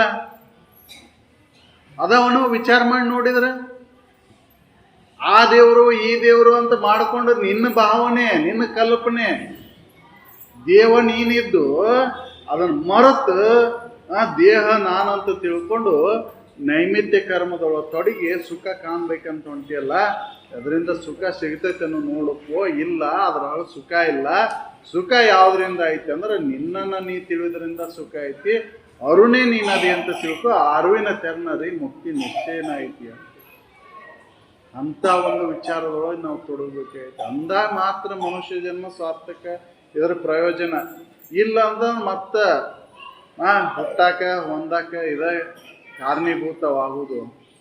ಮನುಷ್ಯ ಜನ್ಮನ ಮುಂದಿನ ಜನ್ಮಾಂತರಕ್ಕೆ ಕಾರಣೀಭೂತ ಆಕೈತಿ. ಈಗ ಜಿಗದ ಪಾರಾದ್ರೆ ಪಾರಾಗಿ ಹೋತು, ಪಾರ ಆಗಲಿಲ್ಲ ಅಂದ್ರೆ ಮತ್ತೆ ಎಷ್ಟು ಜನ್ಮ ಕಾಯ್ಬೇಕಾಕೈತೋ ಏನೋ ಅಂತ. ಅದಕ್ಕೆ ನಿನಗೊಂದು ದೇಹವಿದನ್ನು ಕೊಟ್ಟು ತಪವಾಂತು ಗುರು ಶಂಭುಲಿಂಗವಾಗಿರಲೊಲ್ಲೆ ಮನುಜ ಪಡೆವೆ ನೀನೆಂದಿಗೆ ಪರಮುಕ್ತಿ ಎಂದು ಪಡಿತಿಪ್ಪ ಅಂತ ಪ್ರಶ್ನೆ ಮಾಡಿದ್ದು. ಹೌದು, ನಾವು ಅದನ್ನು ಪಡ್ಯಾಕ ಪ್ರಯತ್ನನೇ ಇಲ್ಲ. ಶರೀರಕ್ಕೆ ಬಂದಂಥ ಬಾಧೆಗೆ, ಶರೀರಕ್ಕೆ ಅದ್ರೊಳಗೆ ನಾವು ಅದಷ್ಟಾದ್ರೆ ಸಾಕಪ್ಪ ನಮಗೆ, ಹೆಚ್ಚಿನ ತೊಗೊಂಡು ಏನು ಅಂತಾರ. ಹೌದಲ್ರಿ? ಏನು ಮಾಡೋದದ? ಉಪಯೋಗ ಬರಲಿಲ್ಲ ಅಂದ್ರೆ ತೊಗೊಂಡು ಏನು ಮಾಡೋದು? ಈಗ ಊಟ ಮಾಡೋಕೆ ಉಪಯೋಗ ಹಸಿವು ಆಗೈತಿ ನನಗೆ, ನೀನ ಬ್ರಹ್ಮ ಅನ್ಕೊಂತ ಕುಂತ್ರ ನಾನು ಹಸಿವು ತೀರಿಸೋದಿಲ್ಲ, ನನಗೆ ಅನ್ನ ಬೇಕೀಗ, ಅನ್ನನ ದೇವ್ರು ನನಗೆ ಅಂತ. ಹೌದಲ್ಲ? ಅದನ್ನ ನೀ ಹೇಳಿದ್ರೆ ತೊಗೊಂಡು ಏನು ಮಾಡೋದು? ಅದು ಪಾಳ ಮನೆ ದೇವಿಗೆ ಅಂತೆ, ಅದನ್ನೇನು ನನಗೇನು ಉಪಯೋಗ? ನನಗೀಗ ಅನ್ನ ಬೇಕು, ಹಸಿವು ಆಗೈತಿ, ನಾ 65 ತೊಗೊಂಡು ಏನು ಮಾಡೋದು? ಇನ್ನೊಂದು ಇದ್ರ ತೊಗೊಂಡು ಮಾಡೋದು ಏನು? ಹೌದಲ್ರಿ? ಅಲ್ಲ, ಅದು ಆ ಹಸಿವನ್ನ ತೀರ್ಸಕ್ಕೆ ಆಗೋದೇ ಇಲ್ಲ. ಯಾಕಂದ್ರೆ ನವದ್ವಾರದ ತೂತನ ಗಡಿಗಿದ ಸೋರ್ತತಿ, ನಾರ್ತತಿ. ಅವನು ಬಂದ್ ಮಾಡಿದ್ರೆ ಇದು ಪಟ್ ಅಂದ್ ಹೊಕ್ಕೈತಿ.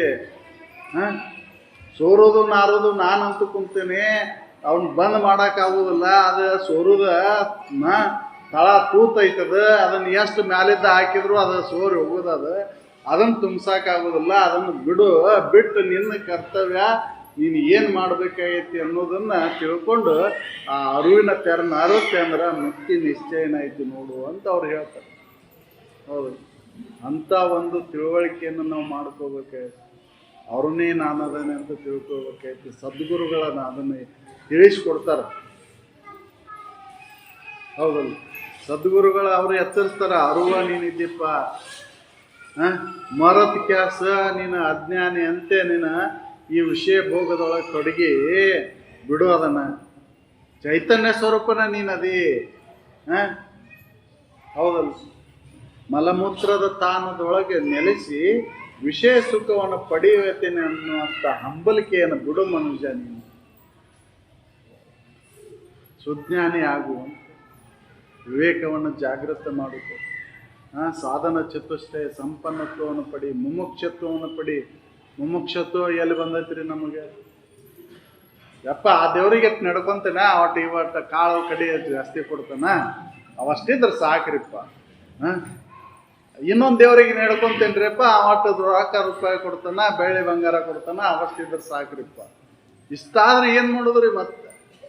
ಅವೆಲ್ಲ ಸಿಕ್ಕರೆ ಸಾಕನು? ಸುಖ ಐತೇನು? ಅವನ್ನೆಲ್ಲ ದೋಚ್ಕೊಂಡು ಹೋಗ್ತಾರೆ ಇನ್ನೊಬ್ರು. ಅಳಿತಾವು, ಎಷ್ಟೆಷ್ಟು ಉಪಯೋಗ ಮಾಡ್ತೇವೆ ಅಷ್ಟು ಸೌದ್ ಹೋಗ್ತಾವು, ಕ್ಷೀಣ ಆಗಿ ನಾಶ ಆಕೈತೆ ಅದು. ಅವು ಇದ್ರ ಏನು ಮಾಡೋದು? ನೀ ಎಷ್ಟು ನೀನು 100 ಚೀಲದ ರಾಶಿಯನ್ನು ಒಟ್ಟಿದ್ರು ಅದರೊಳಗೆ ನೀನು ಎಷ್ಟು ಉಪಯೋಗ ಮಾಡ್ತೀಯಪ್ಪ? ನಿನಗಾಗಿ ಎಷ್ಟು ಉಪಯೋಗ ಮಾಡ್ತೀವಿ ಅಂದ್ರೆ ವರ್ಷಾನುಗಟ್ಟಲೆ ಉಪಯೋಗ ಮಾಡಿದ್ರು ಒಂದು ಪಡಿ ಉಪಯೋಗ ಮಾಡ್ತೀವಿ. ಹೌದಲ್ಲ? ಏನು ದೊಡ್ಡ ಒಂದು 4 ಅಂತಸ್ತಿನ ಮನಿ ಕಟ್ಸೇನ್ರಿಪ್ಪ, ದೊಡ್ಡ ಅರಮನೆ ಐತಿ ನಂದು ಅಂತಂದ್ರೆ ಎಷ್ಟು ಜಗದಾಗ ಮುಕ್ಕೊಂತಿಪ್ಪ ನೀನು ಅಂತಂದ್ರೆ 3 ಫೂಟ್ 6 ಫೂಟಿನ ಮನ್ಸು ಆದ್ರೆ ಸಾಕು ನಿನಗೆ. ಎಲ್ಲಿ ಬಿಟ್ಟು ಹೋಗಿ ಅವನ್ನೆಲ್ಲ? ಅವನ್ ಬಿಟ್ಟಾಗ ಆರಾಮದಿಯೋ ಏನು ಹಿಡ್ಕೊಂಡಾಗ ಆರಾಮದಿ? ನೋಡಿ, ಇದನ್ನು ವಿಚಾರ ಮಾಡ್ಬೇಕಾಗೈತಿ. ಎಷ್ಟಿದ್ರೂ ಕೂಡ ಇದು ನಾಶ ಆಗೋದ, ಇದು ಶಾಶ್ವತವಾಗಿಲ್ಲ. ಇದರಿಂದ ಸುಖವನ್ನು ಹೊಂದಲಿಕ್ಕೆ ಆಗೋದಿಲ್ಲ. ಸುಖ ಅದನ್ನು ಅವಲಂಬಿಸ್ಕೊಂಡಿಲ್ಲ, ನಿನ್ನನ್ನು ಅವಲಂಬಿಸ್ಕೊಂಡಾಗೈತಿ. ನಿನ್ನನ್ನು ನೀನು ಯಾರು ಅಂತ ತಿಳ್ಕೊ ಅಂತ ಅದನ್ನು ಹೇಳಿಕೊ. ನೀನು ಅರುವೋ ಏನು ಶರೀರವೋ, ಜಡ ನೀನು ಅಜಡ ನೀನು, ಇದನ್ನು ತಿಳ್ಕೊಂಡಾರು ಹೇಳ್ತಾರ. ಎನ್ನೊಡನೆ ಸಮರಸ ಬೇಡಲೇ ತನುವೆ ಮುಣ್ಣಿನಂತೆ ನೀನು ನನಗೆ ಅಣ್ಣದಿ, ಸಾಕಿನ್ನ ನಿನ್ನ ಸವಾಸ ಅಂತ ಅವ್ರು ಹೇಳ್ತಾರ ತಿಳಿದವ್ರ. ಯಾಕಂದ್ರೆ ನೀನು ರೋಗದ ತವರೂರ, ನೀ ರೋಗದ ತವರೂರದಿ, ನಾನು ನಾನದೇನೆ. ನೀನು ರೋಗದ ತವರು. ಏನು ಕ್ಷಣ ಕ್ಷಣಕ್ಕೂ ರೋಗ ಇದಕ್ಕೆ ಬಿಟ್ಟೈತೆ ನೋಡ್ರಿ. ಯಾರು ಆರಾಮದಿರಪ್ಪ ನೀವು ಶರೀರದಿಂದ ಅಂತ ಕೇಳಿದ್ರೆ ಯಾರು ಆರಾಮಿಲ್ಲ ಇಲ್ಲ. ಹೌದಲ್ರಿ? ನೋಡ್ರಿಲ್ಲ, ಹೋಗಿ ಚೆಕ್ ಮಾಡಿಸ್ರಿ ಡಾಕ್ಟರ್ ಹತ್ರ. ಎಲ್ಲ ಐತಿ ಅಂದನು ಆರೋಗ್ಯವಂತರ ಅದೇ ಅಂದರೂ ಕೂಡ ಹಸಿವು ತೃಷಿಗಳ ರೋಗವನ್ನು ಕಳ್ಕೊಂಡಾರ ಅದಾರ. ಆ ರೋಗ ಜನ್ಮತಾ ಬಂದವಲ್ಲ. ಹೌದಲ್ರಿ? ಡಾಕ್ಟ್ರ ಸರ್ಟಿಫಿಕೇಟ್ ಕೊಟ್ಟು ನೀ ಆರೋಗ್ಯವಂತ ಅದೇ ಅಂತಂದು ಕೊಟ್ಟರು ಕೂಡ ಈ ರೋಗ ಶಾಶ್ವತ ಅದಾವೋ ಇಲ್ಲೋ? ಈ ರೋಗವನ್ನು ಕಳೆದಾರ ನೋಡಿ. ಯಾವ ಡಾಕ್ಟ್ರ್ ಕಳೆದಾರ್ರಿ? ಡಾಕ್ಟ್ರ್ ನನಗೆ ಹಸಿವು ಆಗ್ಲಾರ್ದಂಗೆ ಮಾಡ್ರಿ ಅಂತ ಅಂದಿರೇನು? ಹೋಗಿ ಹಸಿವು ಆಗಲ್ದ ಅಂತ ಡಾಕ್ಟರ್ ಹತ್ರ ಔಷಧ ಕೇಳಕ್ ಹೋಗ್ತೀರಿ. ಹಸಿವು ಆಗ್ಲಾರ್ದಂತ ಔಷಧ ಕೊಡ್ರಿ ಅಂತ ಏನಾರ ಕೇಳ್ತೀರೇನು? ಅಶ್ವತ್ಥ ಋಷಿಗಳ ಬಾಧೆ ಆ ರೋಗ ಇರುದ, ಆಮೇಲೆ ಜನ್ಮತ ಸಾವು ಈ ರೋಗ ಬರುದ, ಇವು ನಿಶ್ಚಿತ ಅದಾವು. ಅದಕ್ಕೆ ಬಿಟ್ಟು ಇದ್ರ ಮ್ಯಾಲಿನ ಮೋಹ ಮಮಕಾರವನ್ನು ಬಿಟ್ಟು ಅರುಣ್ಯ ತರನಾರದೆ ಅಂದ್ರೆ ಮುಕ್ತಿ ನಿಶ್ಚಯನ ಐತಿ ನೋಡು ಅಂತ. ಆ ಮುಕ್ತಿಯನ್ನ ನಾವು ಹೊಂದಬೇಕು, ನಾವ ಸಂಪಾದನೆ ಮಾಡ್ಕೋಬೇಕಾಗೈತಿ, ನಾವ ಅದನ್ನು ಹೊಂದಬೇಕಾಗೈತಿ. ಬೇರೆ ಕೋಟಳೆಗಳನ್ನು ಮಾಡದೆ ಇದನ್ನು ಮಾಡದೆ ವಿಚಾರವಂತರಾಗಿ ವಿವೇಕವಂತರಾಗಿ ನಿತ್ಯ ವಿವೇಕವನ್ನು ಜಾಗೃತ ಮಾಡಿಕೊಂಡು ಅನಿತ್ಯವಾದದ್ದರ ಮೇಲೆ ಅಹಿತವಾದದ್ದರ ಮೇಲೆ ವೈರಾಗ್ಯವನ್ನು ತಾಳಿದಾಗ ಆ ಶಾಶ್ವತವಾದಂಥ ಸುಖವನ್ನು ಹೊಂದಲಿಕ್ಕೆ ಬರ್ತೈತಿ. ಅಂಥ ಒಂದು ವಿಚಾರವನ್ನು ಮಾಡುತ್ತಾ ಜನ್ಮ ಇರುತನೂ ಎಲ್ಲಿವರೆಗೂ ಮಾಡೋದ್ರಿಪ್ಪ ಅಂತಂದ್ರೆ ಆ ಸ್ಥಿತಿಯನ್ನು ಮುಟ್ಟುತನೂ ಇದರ ಸಾಧನೆ ಬಂದ್ ಮಾಡಬಾರ್ದು. ಎಷ್ಟೋ ಜನ್ಮಗಳ ಹೋಲೆವು ಈ ಸಾಧನೆಯನ್ನು ಬಿಡೋಂಗಿಲ್ಲ. ಅನೇಕ ಜನ್ಮಗಳು ಹೋಗ್ಬೋದು ಅಂತ ಹೇಳಿದ್ರೆ ಈ ಸದ್ಯ ಇದಕ್ಕೆ ತೊಡಗಿದೆ ಅಂದ್ರೆ ಇದ ಜನ್ಮಕ್ಕೆ ಆಕೈತೆ ಅಂತ ನಾನೇನು ಹೇಳಲಾರೆ ಅಂತ ಹೇಳಿದ್ರು ಅವರು. ಎಷ್ಟು ಜನ್ಮಕ್ಕೆ ಆಕೈತಿ ಹೇಳಕ್ ಬರೋದಿಲ್ಲ. ಮತ್ತು ತೊಡಗಲಿಲ್ಲ ಅಂದ್ರೆ ಈ ಕಾರ್ಯದೊಳಗೆ ನೀ ತೊಡಗಲಿಲ್ಲ ಅಂದ್ರೆ ಮತ್ತೇನಾಗಿ ಹೋಗ್ತೀವೋ ಹೇಳಲಿಕ್ಕೆ ಬರೋದಿಲ್ಲ. ಈತಕ್ಕಾಗಿ ನೀನು ಮುಡುಪಿಟ್ಟೆ ಅಂದ್ರೆ ಮತ್ತೆ ಸಾಧನೆ ಮುಂದುವರಿಯುವಂಥ ವಾತಾವರಣದೊಳಗೆ ಮನುಷ್ಯ ಜನ್ಮ ಧಾರಣೆ ಆಗುತ್ತೆ. ಅಂಥ ಉಪಾಧಿಯನ್ನು ಪಡೆದು ಬರ್ತೀನಿ ನೀನು. ಅದಕ್ಕೆ ಈ ಸಾಧನೆಯನ್ನು ಬಿಡಕ್ಕೆ ಹೋಗ್ಬೇಡ. ಆ ಸಂಘದೊಳಗಿದ್ದು ಆ ಶಾಶ್ವತವಾದಂಥ ಸುಖವನ್ನು ಅನುಭವಿಸೋಕೆ ನಾವು ಪ್ರಯತ್ನ ಮಾಡಬೇಕಾಗೈತಿ. ಅದಕ್ಕೆ ಸಂಘವನ್ನು ಆಶ್ರಯಿಸಿ ಹೋಗ್ಬೇಕಾಗೈತಿ. ಆ ಸಂಘ ಸಿಗುದ ದುರ್ಲಭ ಅಂತ ಇದ್ದವರು ಸಂಘ ಸಿಕ್ಕರೆ ಬಿಡಬಾರ್ದು ಅಂತ. ಸಂಘ ಸಿಕ್ಕರೆ ಅದರಿಂದ ದೂರ ಆಗಬಾರ್ದು. ನಾವು ನೆಪ ಹೇಳ್ತೇವೆ ಇದಕ್ಕೆ, ಹೌದಲ್ಲ? ವೇದಾಂತಕ್ಕೆ ನೆಪ ಹೇಳ್ತೇವೆ ಅದು ಇದಂತ, ಇದನ್ನ ನೆಪ ಹೌದು. ಅದಕ್ಕೆ ಈ ಮನುಷ್ಯ ಜನ್ಮ ಅನ್ನೋದು ಶ್ರೇಷ್ಠ ಐತಿ. ಅಂತ ಒಂದು ಮನುಷ್ಯ ಜನ್ಮ ಬಂದೇವಂದ್ರೆ ಎಲ್ಲರೂ ಕೇಳಕ್ಕಾಗೋದಿಲ್ಲ ಇದನ್ನ. ಯಾಕಂದ್ರೆ ಅಂಥ ಒಂದು ಪುಣ್ಯ ಬೇಕಲ್ಲ, ಹೌದಲ್ರಿ? ಹಿಂದಿನ ಜನ್ಮದ ಪುಣ್ಯದ ಫಲ ಇದ್ರೆ ಮಾತ್ರ ಕೇಳಲಿಕ್ಕೆ ಸಾಧ್ಯ ಅಂತ. ಅದಕ್ಕೆ ಮೈತ್ರಿಗೆ ಅದನ್ನು ಹೇಳಿದ್ದವ್ರು. ಯಜ್ಞವಲ್ಕ್ರ ಮೈತ್ರಿಗೆ ಯಾಕೆ ಹೇಳಿದ್ರಪ್ಪ ಅಂತಂದ್ರೆ ನೀ ಪುಣ್ಯವಂತೆ ಅಂತ. ಯಾಕಂದ್ರೆ ಆಕಿಗೆ, ಯಾಕಂದ್ರೆ ಕಾತ್ಯಾಯನಿಗೆ ಅನ್ಲಿಲ್ಲ ಅವ್ರು ನೀ ಪುಣ್ಯವಂತೆ ಕಾತ್ಯಾಯನಿ, ದನ ಕನಕಾದಿಗಳನ್ನು ನೀ ಬೇಡಿಯೇ ನೀ ಪುಣ್ಯವಂತೆ ತಗೊಂಡಿನ ಅಂತ ಅನ್ಲಿಲ್ಲ ಅವ್ರು. ಮೈತ್ರ ನೀ ಪುಣ್ಯವಂತೆ, ನೀ ಇಂಥದ್ದು ಕೇಳ್ತಿ, ಜಗದೊಳಗೆ ಯಾರೂ ಕೇಳಿಲ್ಲ ನಿನ್ನಂತೆ ಇಂಥ ವಿಚಾರಗಳನ್ನ. ಏನು ಕೇಳಲಿಕ್ಕೆ? ನಾನು ಒಂದು ದುಃಖದಳು ನಾನು ಹೊಂದದೆ ಪರಿಪೂರ್ಣ ಸಂತತವಾಗಿದ್ದಕ್ಕೆ ಅಂದದಕ್ಕೆ ಉಪಾಯ ಯಾವುದು ಅದನ್ನು ತಿಳಿಸ್ರಿ ಅಂತ ಕೇಳಿದ್ದು. ಪರಿಪೂರ್ಣ ಸಂತತದಿಂದ ಇರಬೇಕಲ್ಲ, ಅದಕ್ಕೆ ಅಂದಕ್ಕೆ ಉಪಾಯ ಏನಪ್ಪ ಅಂತಂದ್ರೆ ವಿವೇಕ, ವೈರಾಗ್ಯ, ಶಮದಮಾದಿ ಸತ್ ಸಂಪತ್ತಿನ ಸಾಧನೆ, ಮುಮುಕ್ಷತ್ವ. ಈ ಸಾಧನೆ ಸತ್ವಷ್ಟೇ ಸಂಪನ್ನತ್ವ ಗುಣವನ್ನು ಪಡ್ಕೊಂಡು ಮುಕ್ತಿ ಒಲವು ಯಾರಿಗೆ ಉಂಟಾಕೈತೋ ಅವರು ಇದರೊಳಗೆ ಅಧಿಕಾರಿಗಳವರ. ನೀ ಅಂಥ ಅಧಿಕಾರವನ್ನು ಪಡೆದು ಬಂದಿ ಮೈತ್ರ, ಅದಕ್ಕೆ ನಿನಗೆ ಹೇಳ್ತೇನೆ ಕೇಳು ಅಂತ. ಅದಕ್ಕೆ ನೀ ಪುಣ್ಯವಂತೆ, ಕೃತಕೃತಾತೆ, ನಿನ್ನ ಜನ್ಮನ ಈ ಸಾರ್ಥಕ ಆಯಿತು ಅಂತ ಹೇಳಿ. ಹೌದಲ್ಲ? ತೊರೆ ವಿಷಯವನ್ನು ಕೇಳಿದನ. ಹಂಗೆ ಕೇಳು, ನೆರೆ ಕೇಳು, ಕೇಳಿದ್ದನ್ನು ಅರಿ, ಅರೆದದನ್ನು ಮರೆಯಬೇಡ. ಗುರು ತಿಳಿದಳು ತೊರೆ ವಿಷಯವನ್ನು ತೊರೆದು ನಿರ್ವಿಷಯದೊಳಗೆ ಕರೆಗೊಂಡು ನಿಲೆ ನೀನೇ ಸುಖಿ. ವಿಷಯಗಳನ್ನು ತೊರಿಬೇಕಾದ್ರೆ ಎಷ್ಟು ಹೊರಗೆ ಬಿಡ್ತೇವ್ರಿ ನಾವು, ಒಳಗೆ ಬಿಡ್ಬೇಕಲ್ರಿ ಅದನ್ನ. ಹೌದಲ್ರಿ? ಹೊರ ಬೇಕಾದ ಇರಲಿ, ಅಲ್ಲೇ ಇರ, ಆದ್ರೆ ಒಳಗೆ ಇಟ್ಕೋಬೇಡ ಅವನು. ಹೌದಲ್ರಿ? ಒಳಗೆ ಬರ್ಲಾರ್ದಂಗೆ ನೋಡ್ಕೋಬೇಕಲ್ಲ ನಾವು. ಒಳಗೆ ಬರ್ತಾವ ನಾವು, ಅಲ್ಲೇ ಹೊರಗೆ ಬಿಡ್ತೇವ. ಹೌದಲ್ರಿ? ಹೊರಗೆ ದೂರ ಇರ್ತೇವ.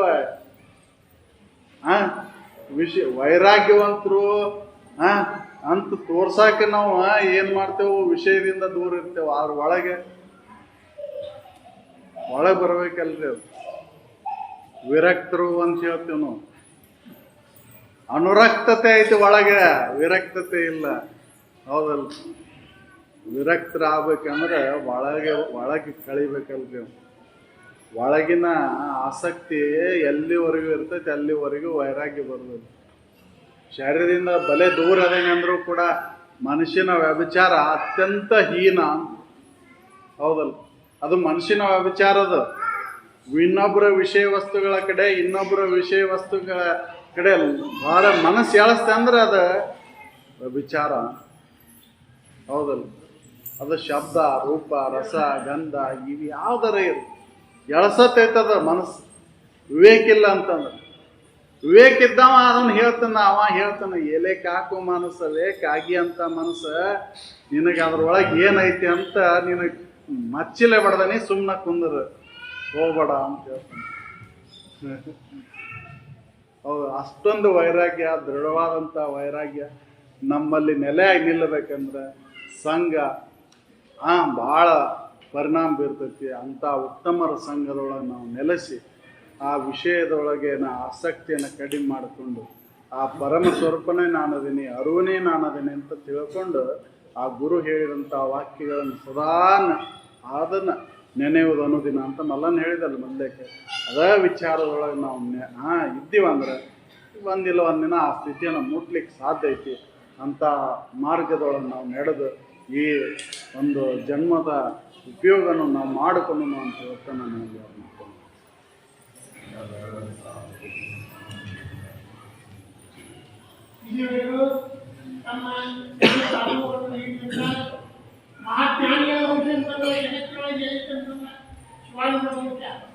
ನಾಲ್ಕು ತಲೆಮಾರಿನಲ್ಲಿ ಬ್ರಹ್ಮಜ್ಞಾನತ್ವ ಬೋಧನೆಯನ್ನು ಮಾಡ್ಕೊಂತ ಬಂದಾರ.